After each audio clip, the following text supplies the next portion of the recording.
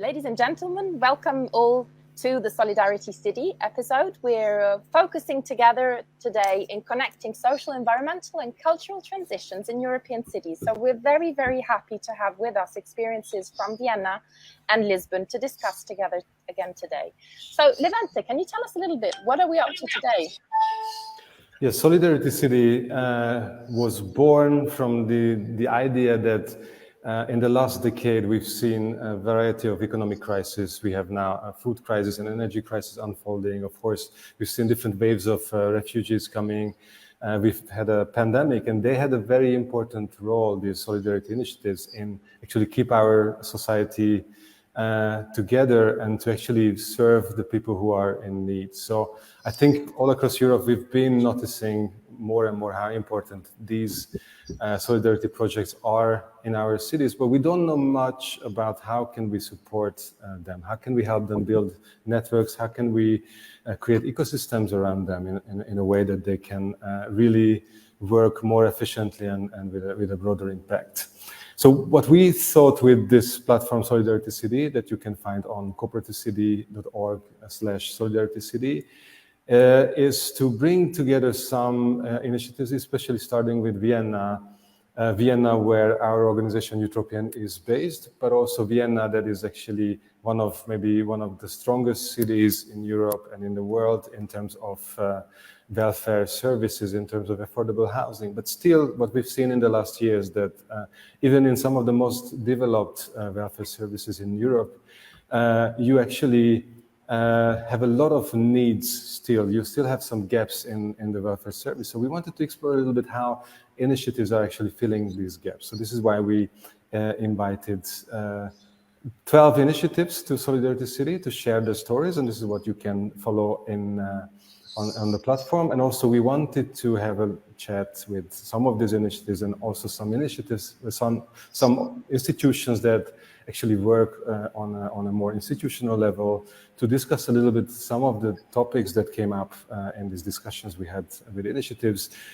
For example, how can we develop policies to support all these initiatives? How can we help them build networks?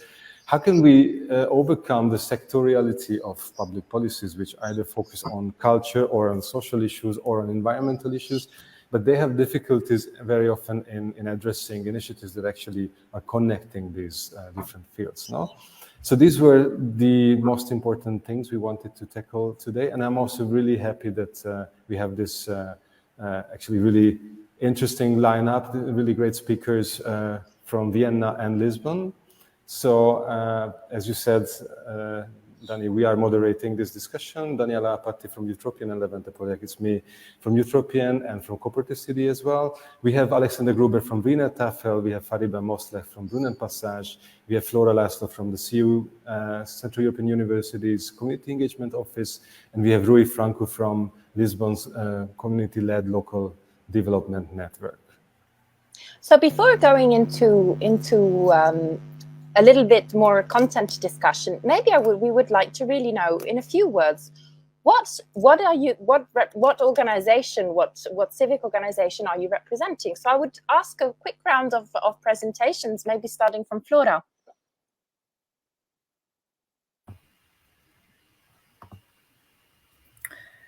Yes, hello everyone. So a little bit about the history of Central European University, which is not a civic organization, but it's a higher education institution. So the university was founded in 1991 by a group of intellectuals, philanthropes, for example, by George Soros in Prague, and then moved to Budapest, Hungary in 1995.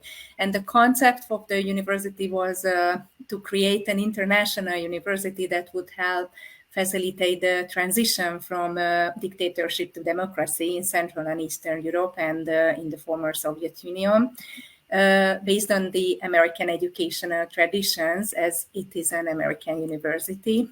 And because and due to for political reasons in 2020, so just 2 years ago, the university had to relocate from Budapest to Vienna. So we are fairly new in Vienna and still learning the city, learning the culture.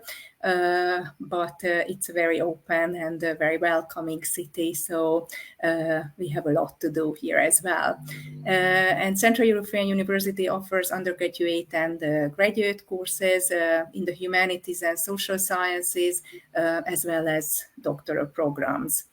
And we'll discuss more also about then all about this, and also the community engagement office that you have a little bit together. So thanks, Flora. That's lovely. Thank you. I would ask maybe Rui, moving on to Lisbon. Hi, Rui. Can you hear us? Yeah. Yes, I can. So hello, dear friends and everybody attending. So I'm from Lisbon. We work in Lisbon.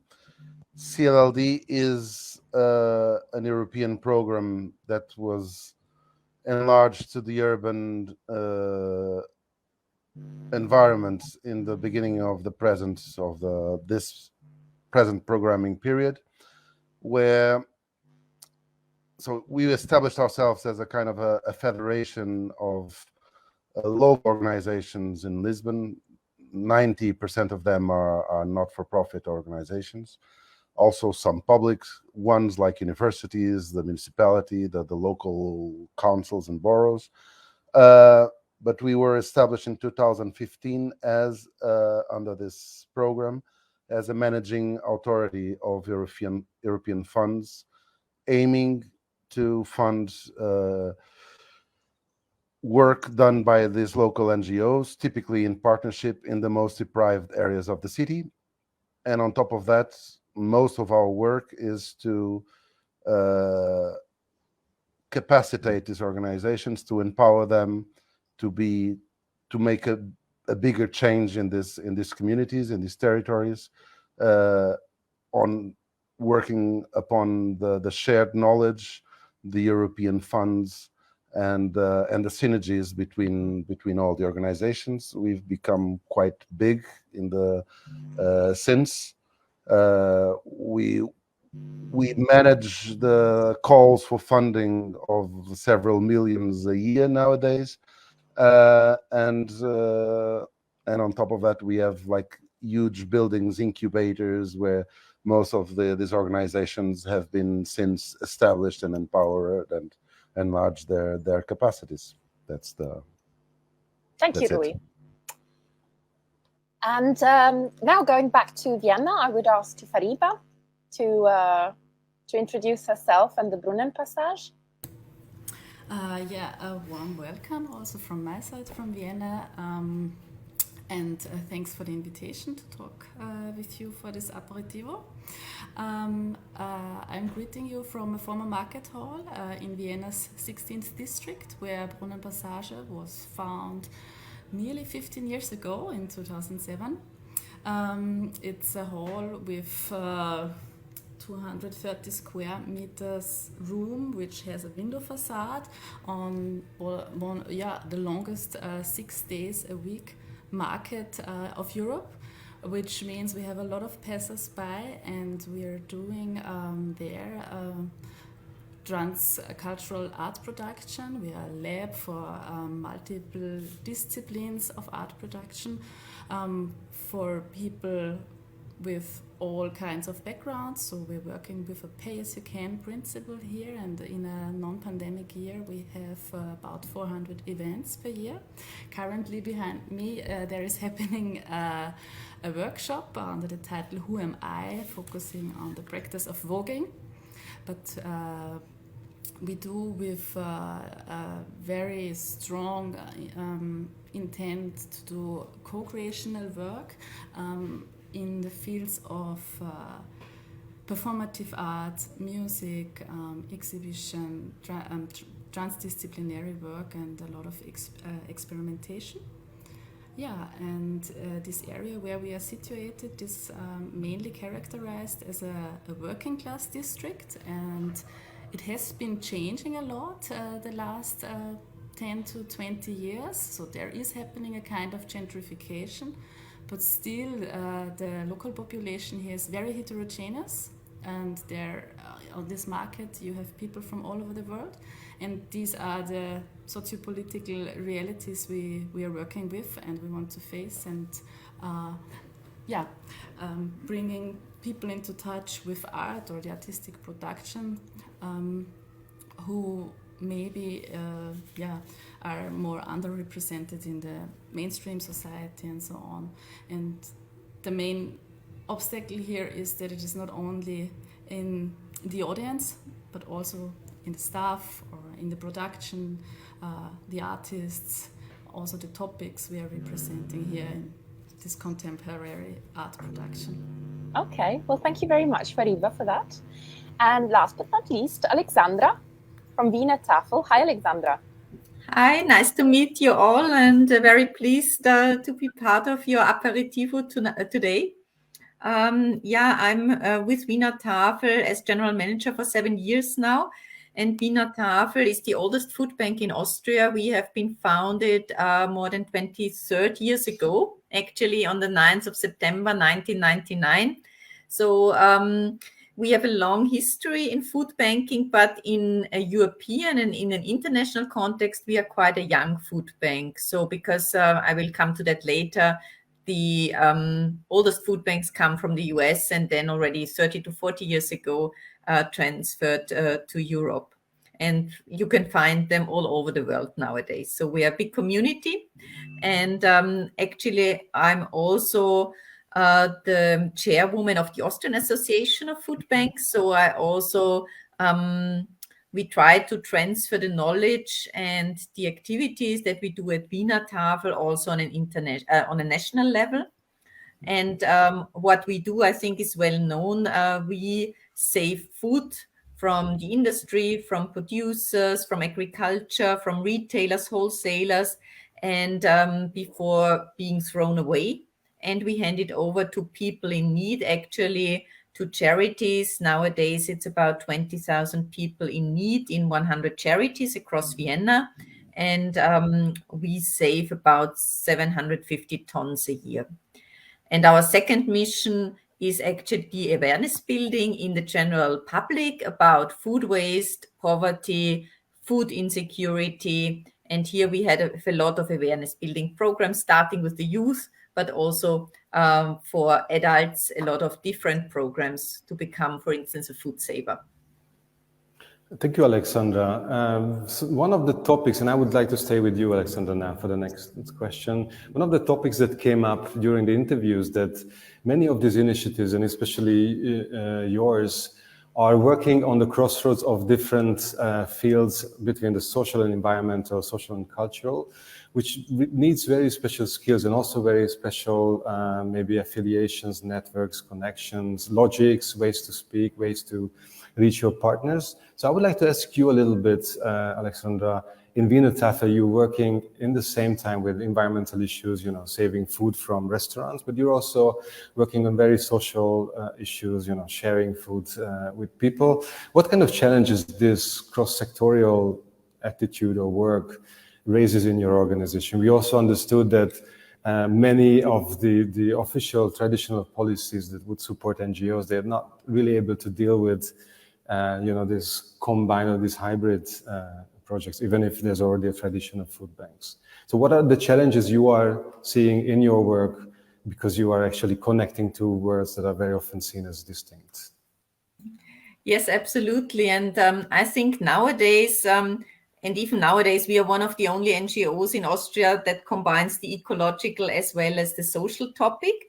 But when actually 3 students of social studies started and founded our NGO 23 years ago, it was totally unknown. And also, for instance, the retailers, they were shocked when we said, we want to get your food waste, we want to get your surplus food. They were afraid and they said, oh, wow, what do you want? And actually, already at that time, we are talking about climate and the impact of climate. And the situation changed a lot on the topic of food waste in the last couple of years. So actually now there have been a lot of initiatives following us. But on the other hand, the social topic has become more important really in the last couple of years, because also due to the pandemic, now the rising prices for food items, as well as of course the Ukrainian crisis and the people and the refugee situation. So there are a lot of different hurdles, and we always try to make the best out of two worlds, and really also in times when it was not so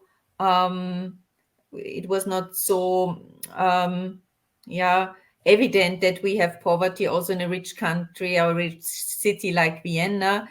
We could also use the food waste topic to also raise awareness on the poverty topic. So it is a challenge because, for instance, for funding, it's always not clear which funds do we address with our mission of bridging the ecological with the social topic. But on the other hand, we also have some advantages to bring to the table two very important topics. And in a way, they're a little bit also combined through the topic of food security or food insecurity, which is, of course, also something which is very,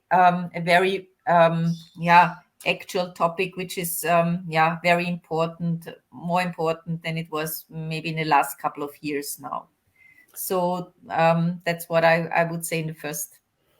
Thank you, Alexandra. Fariba, also you with Brunen's Passage, you just explained us there's a blogging workshop behind you, and also in the same time you're doing a lot of events like opera. So you're bringing together very different genres and different traditional worlds of culture to in a very inclusive way. So you're dealing with high culture and you're dealing with popular culture, daily culture. What kind of challenges does it bring to you? Do official, let's say, authorities recognize the complexity of your work, and what kind of personnel, for example, do you need to handle so many different worlds? As maybe already in the introduction, it came across that it is mainly the cultural and the social aspects which we are combining, and values and so on, the sector. With certain projects, definitely there are also other important themes are attached, but the starting point kind of is of our work is that actually on the one side the Human Rights Declaration's 27th article, where it says that all humans in the society have the same right to participate in cultural life, but in the daily business of the cultural life, also in our so-called culture nation and art nation Austria, there is a lot of exclusion reproduced on a daily basis, so it is not accessible for many people, the art, and all the fields of art are for many people very hard accessible or not at all. So we are starting there, that we want to do contemporary art of high quality with and for everyone, but this also has been, of course, a constant struggle to get recognized from the cultural sector on the funding, but also from the colleagues and from other institutions, and where to get the money from. Are you going? We will maybe later talk about this topic, but so we are facing a paradigm shift also in the cultural sector, which means that these so-called high art institutions in the city center, they realize that they are not representing the society in any ways anymore. The audiences are getting less or older and older. So when we started 15 years ago, it was a very huge topic, raising awareness for the necessity of what we're doing. But parallel to our cultural and artistic production, we have always been working a lot on policy making, on networks, on raising awareness. We're hosting a lot of discourse series and putting a lot of work into this awareness raising and lobbying. Meanwhile, I would say the topic of diversity has come into the mainstream, what is also a bit of danger. So we are happy. Brunnenmontage at a certain state now is handled very often as a best practice in Vienna and so on. Everybody has in his concepts, all the organizations are popping up with the words of diversity. But I think in the practice, it is still very crucial where it is only stated and who is really doing a work which has a transformative impact on society. So for us it is so much about participation on the audience level, but also the artists and the staff, which I have already mentioned. And with this work barrier reduced work, I mentioned already the Pay As You Can, but also the architecture of Brunnenpassage. We're working with a lot of formats which are without language or with multiple language. We have also formats which are maybe only in Turkish, so to address certain kinds of people. Also in the outreach, in the marketing, for instance. So it's very much about whose stories are told by whom and to whom. And we are constantly occupied with finding broad alliances from very different players in Vienna. So from local small associations, so-called Vereine in Austria, they have a very huge importance, but also since the early beginning we have been working on cooperations with these high art institutions like Musikverein, which is a recent cooperation, but the State Theatre or concert house and huge museums in the inner city. Thank you, Fariba. So you are acting as a bridge also between high cultural institutions and also more local initiatives or groups or families or individuals. I would move to Flora now. We heard that you work in a university that was funded also with the ambition to bring about social change, right? So social transformation. And you're, on the one hand, a traditional university offering all kinds of courses, but in the same time, you were very active in the Budapest Civil Society, Hungarian Civil Society, and I believe you probably have a very similar ambition in Vienna. How do you work within your community engagement office? So what is the role of such an office inside a university? And is it something that happens often in universities? Yes. So the community engagement office as such was established only 6 years ago, and in order to basically to strengthen the third mission of the university, so the civic commitment and building bridges between the university and the public, so the societies around us. It was based on CU's mission and values. It was always there in different activities, in coursework, everywhere. So the office, my office was established, and that was my role and my job, first of all, to give a structure to all that. So to give a structure and to make it visible, because basically to brand it. And then we started with this branding, basically collecting the bits and pieces, the already existing things at the university. And then we started discussion and generated discussion between the individual faculty who were doing civic engagement without even knowing that it's civic engagement they do. So it's highlighting and raising attention to institutionalize and to make it visible on institutional level. And also one important aspect from institutional strategic point of view, that now this unit is called Community Engagement Office, which is a bigger unit by now. But it started out from a smaller unit, which was called Civic Engagement Office at the time. And we have a separate Arts and Culture Office, and we have a separate Human Rights Office, so an office which was dealing with human rights issues. So many things were built up and working parallel with each other.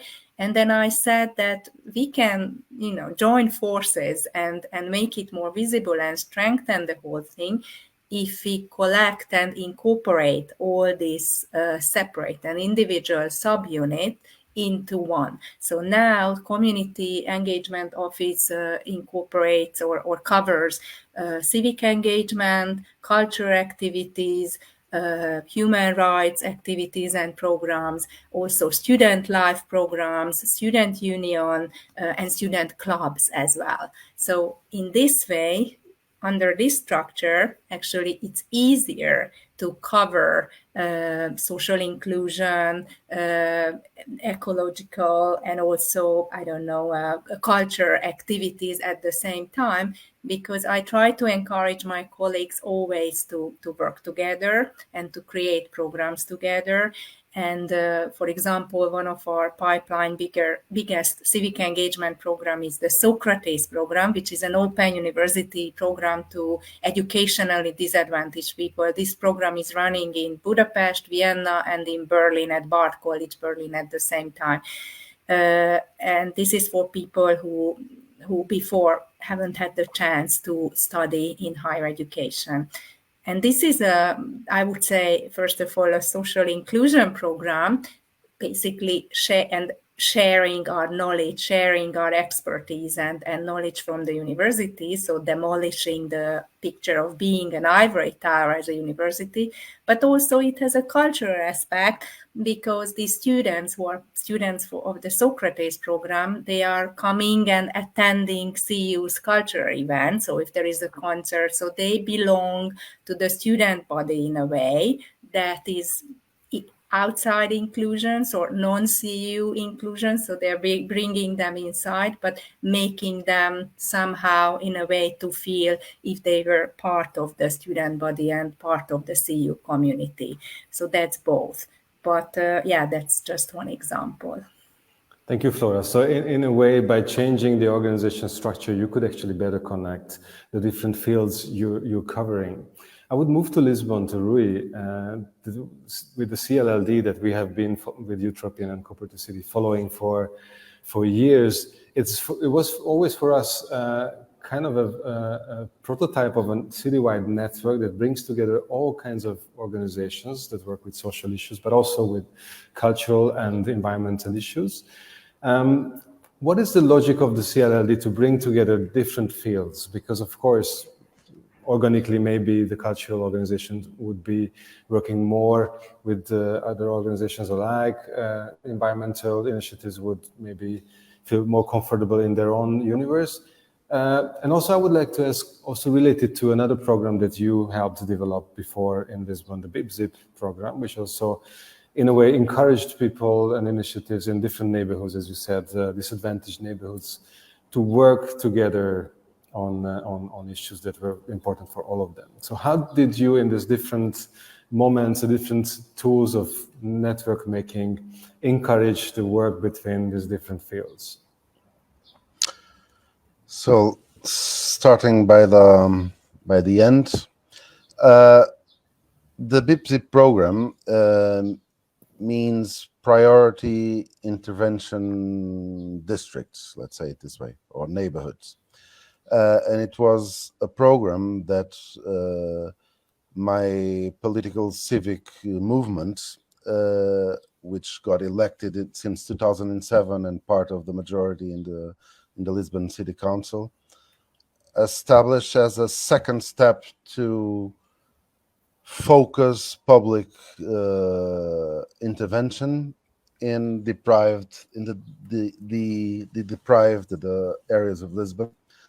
And after mapping which were the causes and the factors of deprivation, and that's the BIPZIP mapping, that program, which started, if I'm not mistaken, in 2010, aimed to, in understandable terms, what we did, and it's still running since, it's an annual call for small, very simplified system of granting local initiatives typically in small neighborhood partnerships to address their own priorities, what they would perceive as their deficits. Behind it was and still is the goal of kickstarting the empowerment and the capacity of these local organizations to be able to participate in their own and to own their own driving of the local development. In reality, it was upon that list, that network of local organizations that started to grow, that the CLLD network was then built upon under the European CLLD program in 2015. The CLLD network is in a way a federation of all these NGOs which had been brewing from that process.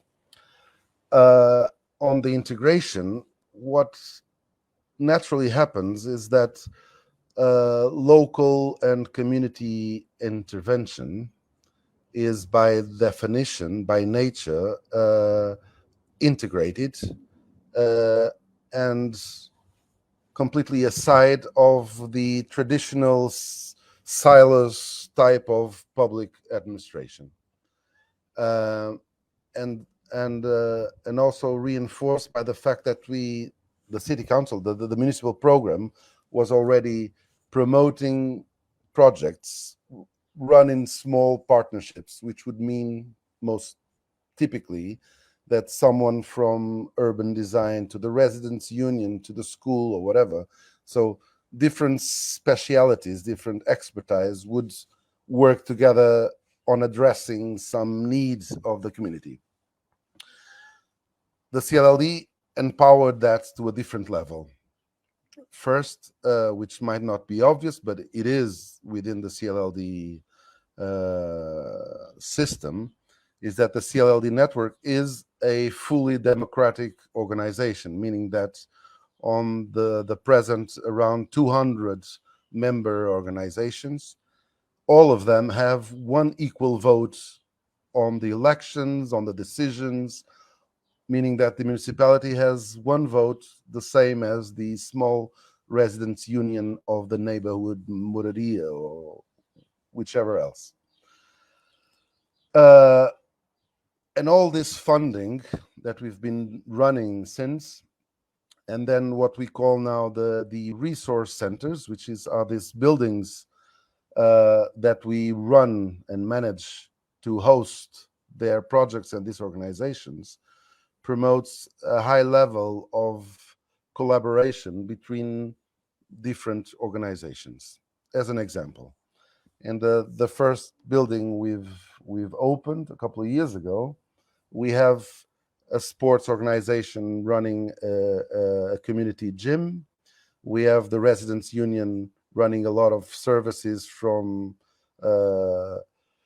meal delivery to old or deprived families, laundry, a cafeteria, cultural education, this and that, a professional school, a restaurant running on former homeless people, which are now trained and work, and then they are placed somewhere else, to Gypsy or Roman organization of Lisbon, to other immigrant groups like from the Portuguese-speaking African countries, from, well, it is a huge list of them. And what happens naturally is that this immigrant organization working on legalizing new immigrants has a very strong capacity on, let's say, legal aspects to legalize, but have no skills or infrastructure to produce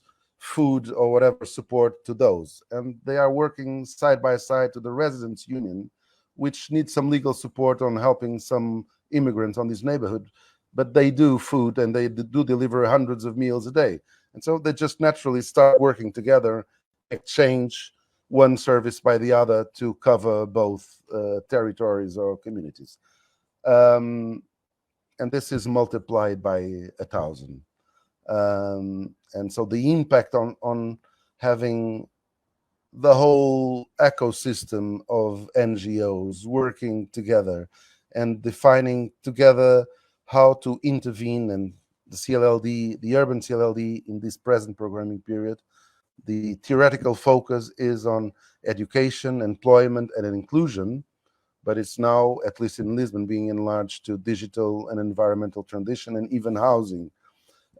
So the scope and the power, the resources managed by their own and by the federation which they govern has, well, it's growing, well, just the budget is growing by tenfold a year.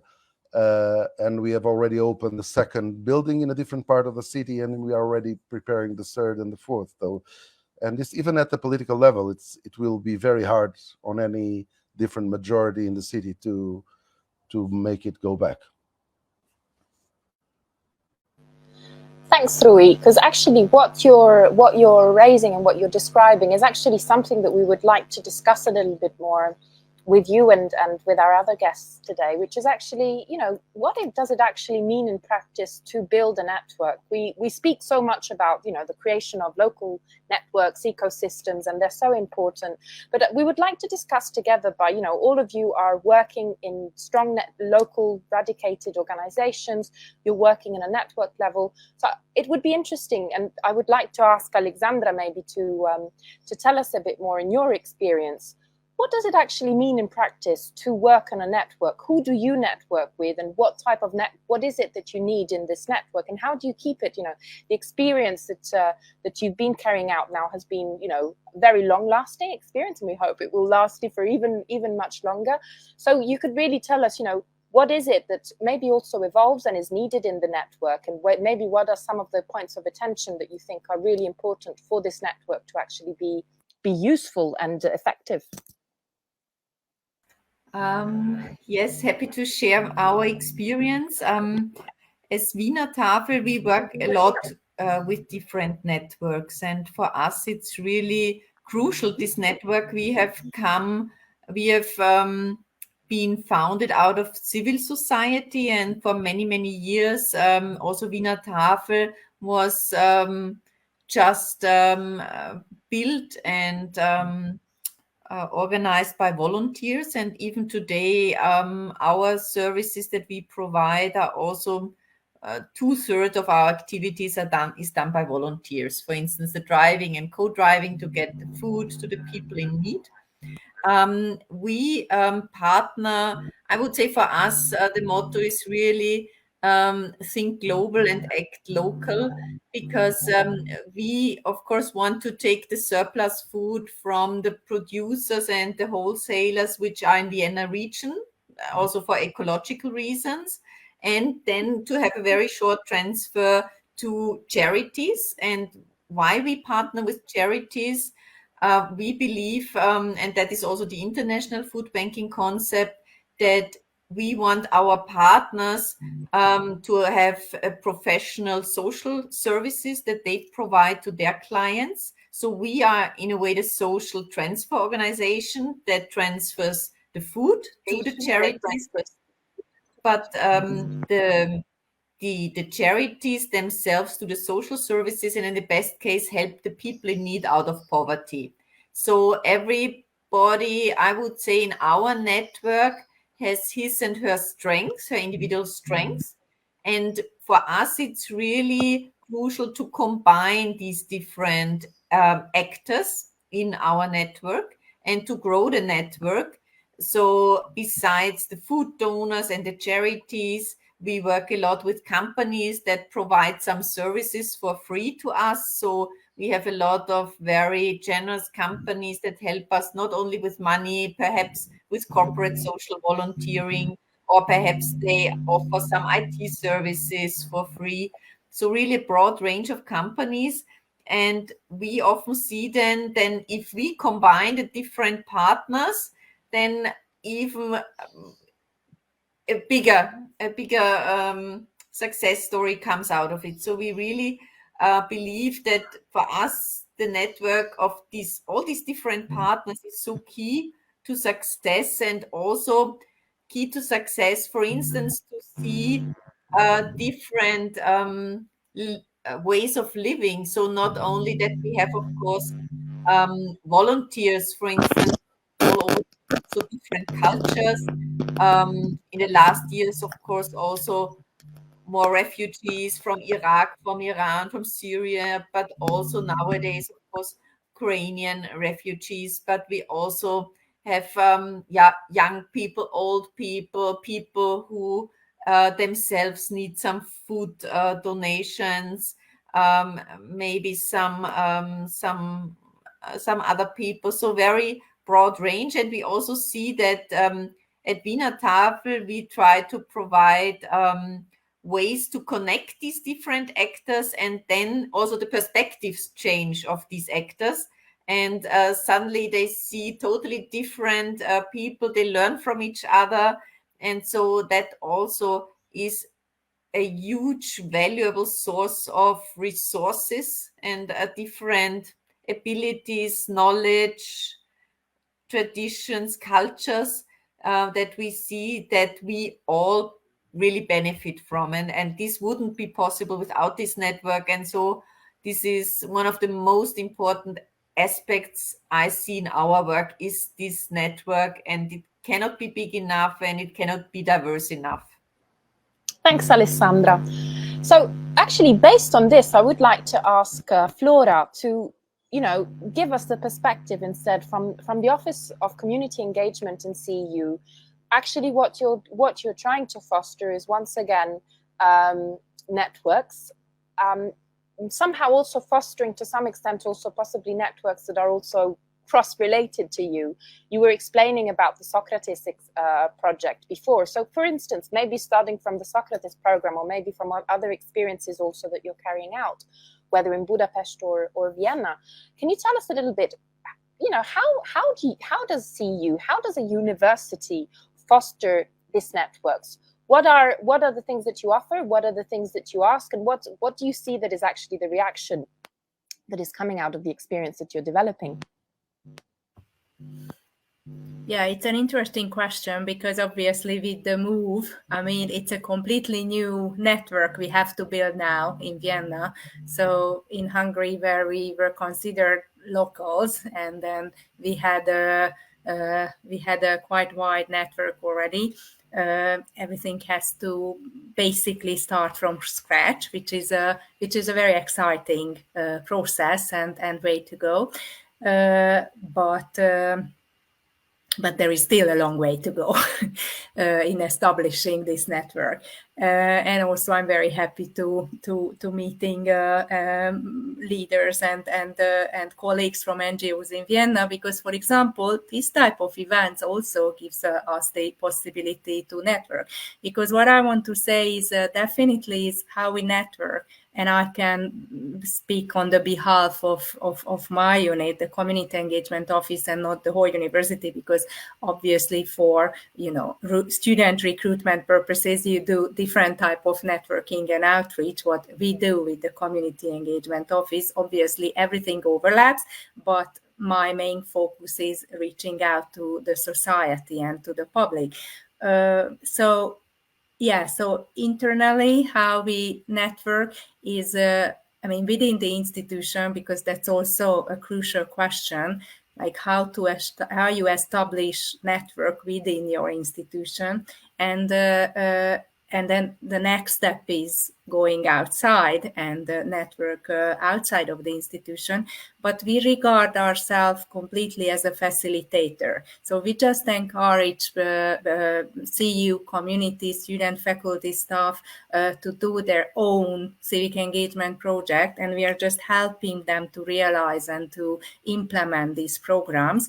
if they need to have to go out and to have external partners with whom they can work together with, of course we are there to help.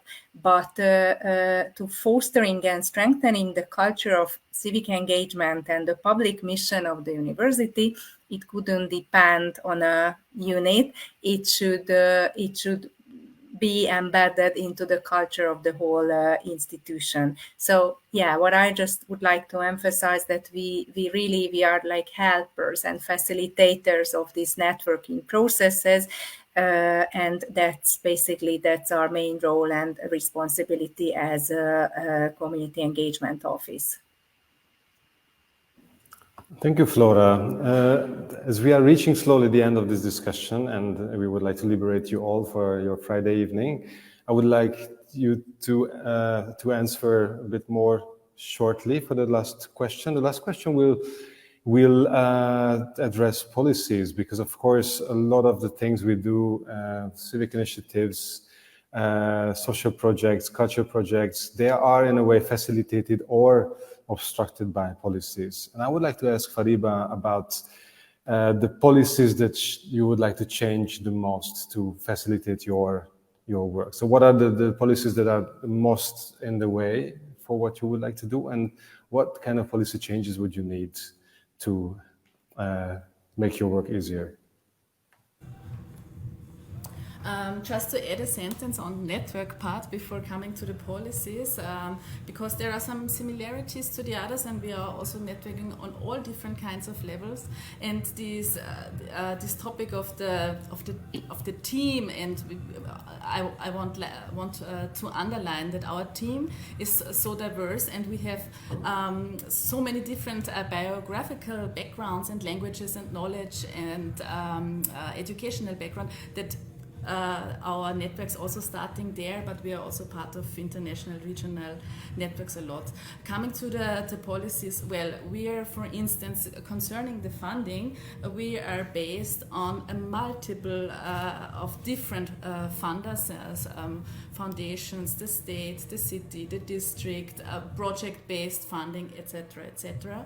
And a lot of them is very for short term. So the longest kind of funding we have is a 4-year contract with the city.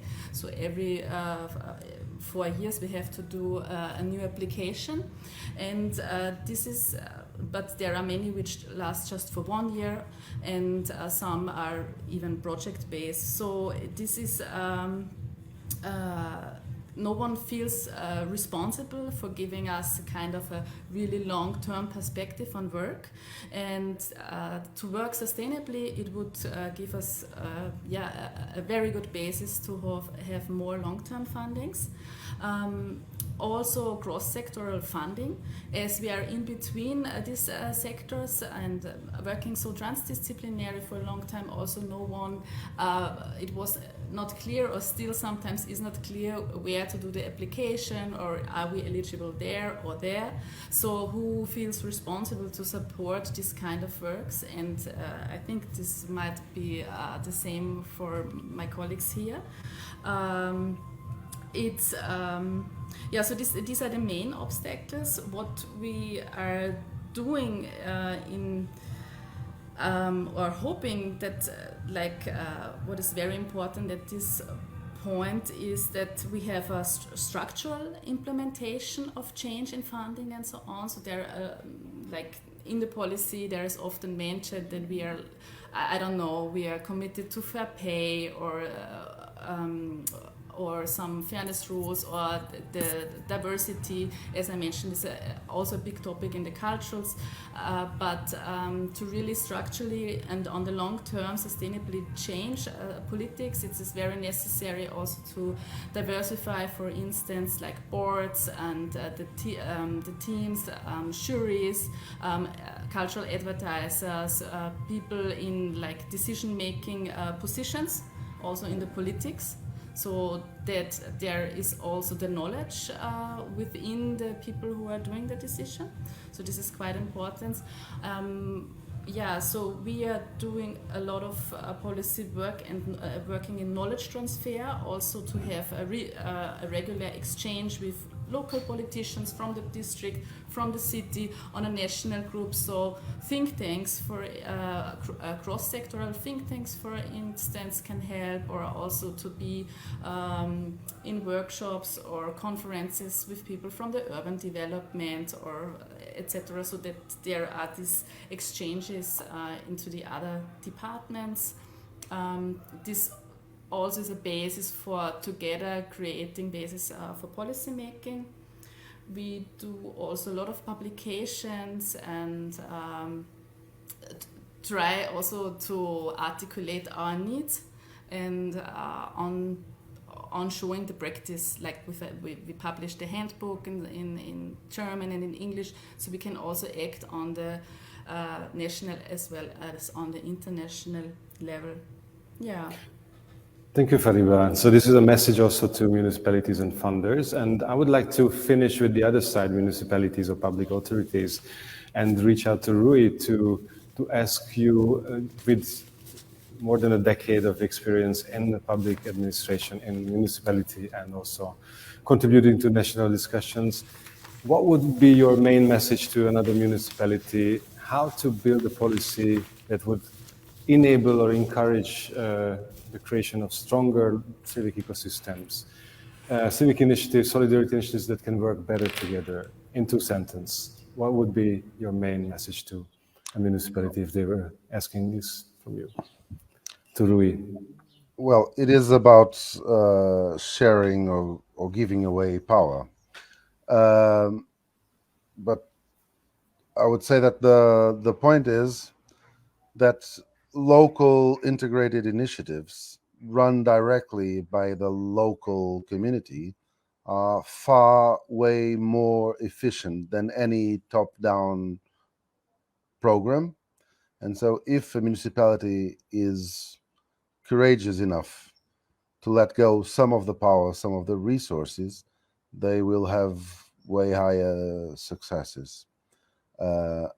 I can also say, if you'll give me just a couple of seconds, that to be very honest, we've proven against a lot of prejudice existing in the administration that broadband calls for funding are way more efficient because they are more open, more adaptable to the local capacities to make change and to enjoy the local capacities which are there before. And to be very honest, I would say that for these programs, the fewer levels of administration filtering the system, the better. And I would be even very critical from a certain level of maturity. I don't see much point on any of the municipal level, sometimes even on the regional level, and most often on the national level. So a big chunk of what we do is running directly European programs, applying directly to Brussels. Thank you, Rui. And thank you all for your contributions. And I would close this discussion here to respect our promise that we will finish by 6 o'clock. And I would give it over to Daniela for some closing remarks. So I guess you have all seen that image where there is a huge fish that is eating some small fishes, and then there is the other way around. There is all the small fishes that are organizing and going towards eating the big fish. Now, this is a little bit what we believe in together. I mean, we see that the financial redistribution is more and more enriching fewer people, fewer very large organizations, and we in Utopian, just like you, as we did in this discussion today, believe that a different model is possible. But for this, we need to paint together a vision, but then we need also to build structures and to allocate resources in order for this to really be strong and solid for the future. So our goal for today was to inspire and share experiences, and we believe that we have managed, thanks to our fantastic guests that we would really like to thank. But a very big thank you also goes to all our team that have made this possible, starting from Sophie, who has been coordinating all of the work, but also Bahanur, Yilmaz for the videos, the writing of the articles with with Robert, with Jorge, and I will forget some of my colleagues' name here, and this is where they will get, I hope, hopefully not offended, because they know that they were all thanked.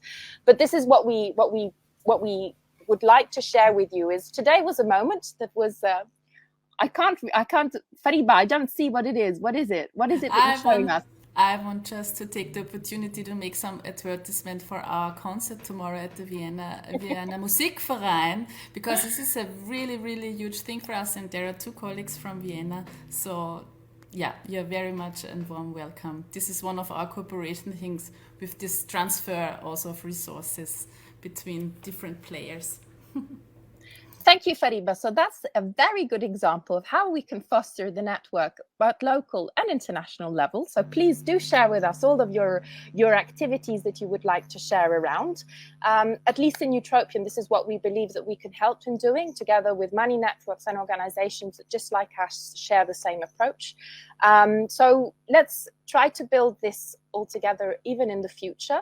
This is why this is a bit of a pre-summer sort of unalcoholic webinar that we're having together, hoping to get maybe in presence in after the summer break, and also that we believe that this will be an opportunity for really not only sharing experiences but also strengthening competencies, which is something that we believe that where a lot of maybe newer organizations can definitely learn from those that, like today, have experienced much more over the last years. So I see that there are a bit of comments also that are coming from our audience, also thanking our speakers for all the inspiration. So also from us, a very, very big thank you. And this said, we wish you a fantastic Friday evening and lovely weekend, and we stay with you in contact for the near future. Thank you very, very much. Thank you all. Thank you. Goodbye. Bye-bye. Thank you for the invitation. All the best.